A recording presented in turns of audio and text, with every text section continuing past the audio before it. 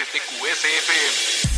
Radioactiva TX 89.9, Tequisquiapan, Querétaro. Transmitiendo a 1200 watts de potencia. Proporcionado por energía limpia y solar. Pioneros en la radio verde. Radioactiva TX. Live Jazz es el programa dedicado a la exploración y difusión de música jazz de conexión dispersa. Cada episodio será un viaje sonoro a través de la evolución del jazz, presentando a algunos de los artistas más destacados del género. No te pierdas Live Jazz con Octavio Chavarrí, lunes 4 p.m. Solo por Radioactiva TX 89.9, la radio alternativa.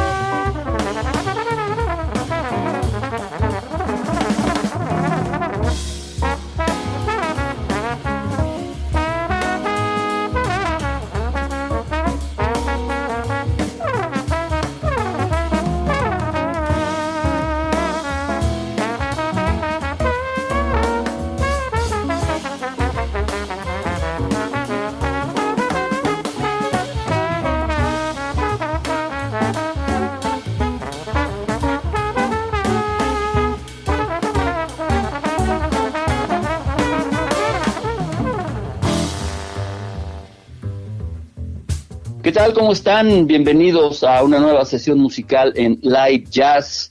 Este programa que se transmite a través de Conexión Dispersa y Radioactiva TX 89.9 en Tequisquiapan, Querétaro, la primera estación verde del país, la primera estación que genera su propia energía para poder transmitir a todos ustedes. Un gusto saludarles, Israel Rodríguez en los controles y en la producción. Yo soy Octavio Echavarri. Hoy hemos iniciado escuchando un tema titulado Don't Mess with the Tlaquepaque, que es obra de Francisco Lelo de la Rea y su quinteto. Francisco ya estuvo con nosotros para presentar este disco, Ataraxia, un disco extraordinario. Y bueno, esto a propósito de una actividad que tendrá lugar el próximo día 16 de febrero a las 7 de la noche en la Sala Manuel Ponce del Palacio de Bellas Artes. Es una actividad en la que este quinteto de Francisco Lelo de la Rea va a estar tocando. Perdón, ¿de qué se trata? Se trata de una presentación de un libro. Ya hace algunos meses nuestro invitado de hoy estuvo con nosotros y hoy me da mucho gusto recibirlo nuevamente, un incansable promotor del blues y del jazz, con más de 25 años dedicados a escribir de música, 19 de ellos especializados en el jazz, un trabajo perseverante, un trabajo de investigación muy profundo que ha hecho posible la aparición de una gran cantidad de libros que son ya imprescindibles en la escena musical de nuestro país, como La subversión de los hechos, Eugenio Toussaint, Las tangentes, el jazz y la academia, Viaje al fondo del jazz, Juan José Calatayud, Modelo para armar, Catálogo casi razonado del jazz en México, de Libertad en pequeñas dosis, Notas del jazz nacional. Es también columnista de La Jornada y también ha publicado los 2 primeros volúmenes de la Enciclopedia Fonográfica del Jazz en México y hoy está con nosotros para hablarnos del lanzamiento del 3er volumen de esta enciclopedia. Es un gusto recibir en Live Jazz a Antonio Malacara. Antonio, ¿cómo estás? Bien. El gusto es mutuo, maestro. Eres incansable.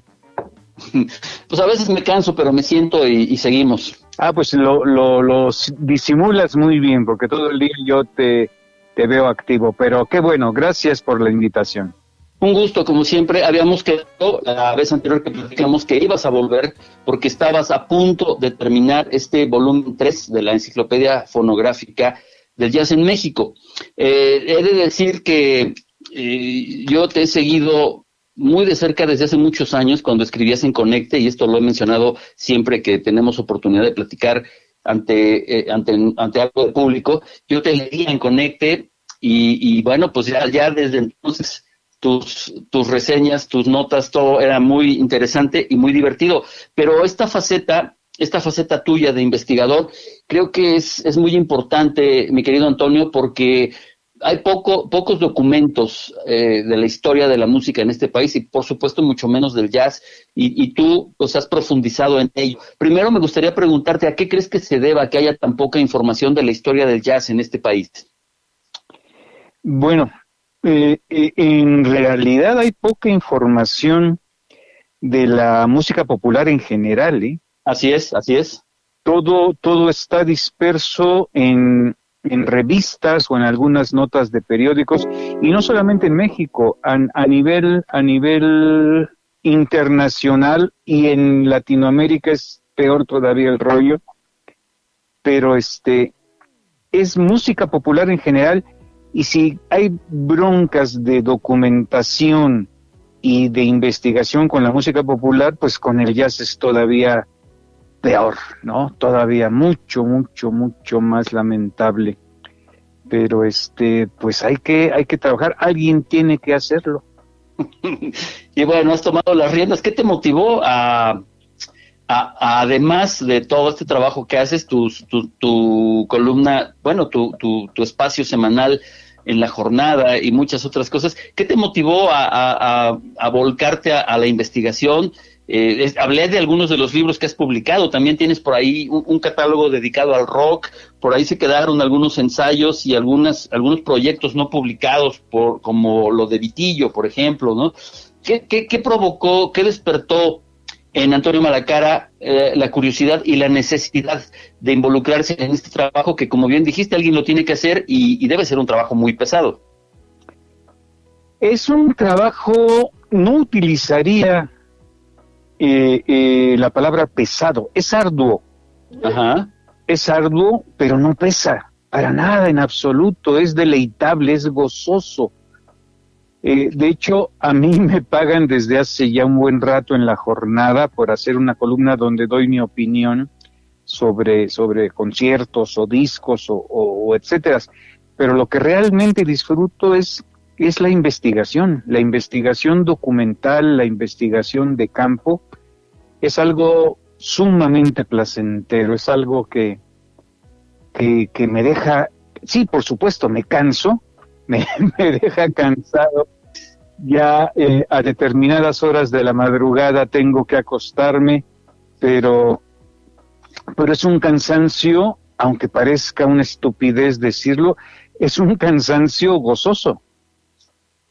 Sin duda, me imagino que sí, porque a mí me ha pasado, cuando me toca preparar algún programa, me toca preparar algo y hay que investigar, es muy divertido porque además uno aprende, ¿no? Con cada renglón que uno lee y escribe va aprendiendo. Claro, claro.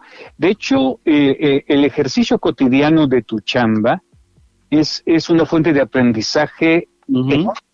La doctora María Bertelli lo decía, mi amiga María Bertelli, que en algún lugar debe andar incendiando cerebros. Ahorita murió hace como 7 años.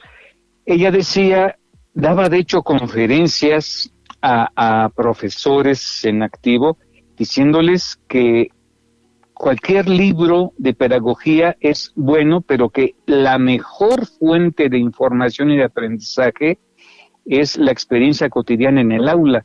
Y así, para esto, pues es lo mismo. En el jazz, te repito, la gran bronca, el enorme problema del jazz es que casi no hay fuentes documentales. Sí.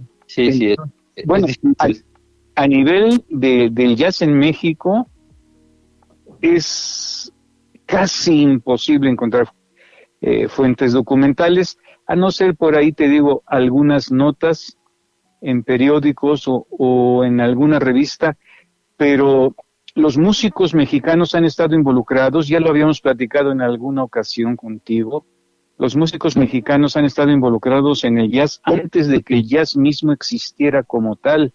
Uh-huh. Músicos mexicanos que están documentados por diferentes fuentes, no solo de aquí, sino fuentes como la autobiografía de W.C. Handy, que habla de Lorenzo Tío y habla de algunos músicos mexicanos, José Vascaro, bueno, lo conocían como Joe Vascaro también, que andaban en Nueva Orleans, ahí tocando con los negros, que pocos años después, saldrían con algo a lo que le empezaron a llamar jazz. Se dice de un músico de apellido Ramos, que fue de los primeros en utilizar este fondo en estas orquestas, ¿no? Sí, y el clarinete. Ajá. Pero nadie se ha tomado el tiempo de hacerlo. Bueno, hay un historiador joven, muy joven, de Morelia, Héctor Peña, que sacó hace un par de años, 2 o 3 años, sacó un libro, un primer tomo sobre la historia del jazz en Michoacán. Ajá. Y ahí habla de la orquesta del Octavo Regimiento de Caballería, porque estuvieron en Morelia un tiempo ellos, y el director también estuvo por ahí. Y Héctor Peña es un historiador académico. A mí me invitó a presentar su libro a la Cámara de Senadores cuando la presentó acá en la Ciudad de México. Me invitó, me mandó el libro obviamente unas 2 semanas antes, y a mí me sorprendió el rigor académico de Héctor. Habla del jazz con mucha pasión y mucha emoción, pero su manera, su andar es totalmente académico, es con una disciplina tremenda. No es como yo, que hago las cosas sobre las rodillas. Él en realidad tiene esa disciplina que te da la carrera como tal, ¿no? Y lo dije, de hecho, cuando presentamos el libro ahí con los senadores, bueno, en la Cámara, no había ningún senador, pero ahí era en su Cámara. Lo dije, fue de lo primero que esbocé cuando empecé a hablar, que me había sorprendido la disciplina académica de ese libro, ¿no? Que era sorprendente, porque además te empapa de información, de emoción, y en lo particular para mí me conmovió, ¿no? Me conmovió. El chavo tiene 20 y tantos años, 29 o 30, algo así. No, yo no creo que llegue a los 30, en fin. Pero él me decía que por favor yo hablara libremente, y le dije, pues sí, güey, ¿de qué otra manera puedo hablar? ¿No? Pero cuando terminó esto, yo tenía que irme, me despedí, y cuando estaba ahí en la salida me abordó su papá, que también estaba ahí en la Cámara de Senadores, y me dice, le agradezco, maestro Malacara, dice, mi hijo habla mucho de usted, y en este libro, ya terminó de leerlo, y le digo, no, pero ya le eché una buena ojeada, y dice, lo cita usted muchas veces, y le digo, pues créame, frases hechas aparte, para mí es un honor que un académico tan joven me pueda citar, de veras, es, bueno, pero aparte de Héctor Peña, y de algún otro libro por ahí de Alain Derbez, algo que ha escrito Roberto Aimes también, porque Javier Quirarte, por ejemplo, que es un estupendo cronista y un estupendo crítico musical, tiene un libro también de jazz, pero de diferentes rutas, ¿no? Hace falta documentar el jazz en México, hace mucha falta escribir la bitácora, y es lo que estoy haciendo. Pues vaya que hay que agradecértelo porque es muy necesario. También está el libro, este libro chiquito pero interesante de Alberto Zuckerman, ¿no? Sí, y de hecho tiene ese libro del jazz en la Ciudad de México, pero además tiene un libro grandotote de Bellas Artes, ¿no? Que es lo que ha sucedido con el jazz en Bellas Artes, sí, en el Palacio de Bellas Artes. Es un trabajo de investigación también de hormigas. Lo hizo con su esposa, con Susana Stolazzi. Así es. Bueno, pues estamos hablando mucho de otros autores, pero aquí tenemos que hablar del trabajo que está haciendo Antonio Malacara. ¿En qué año te surge esta idea y cuándo se edita el primer volumen de la enciclopedia fonográfica? Caray, no me acuerdo. En 2020 o 2019, no me acuerdo. Por ahí fue.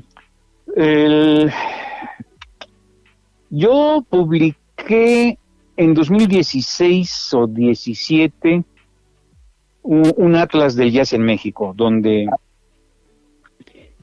mostraba y demostraba que hay jazz en absolutamente todo el país, en todo el país, en los 32 estados, bueno, en los 31 estados y la Ciudad de México, hay jazz, hay músicos, grupos de jazz en activo y hay públicos de jazz.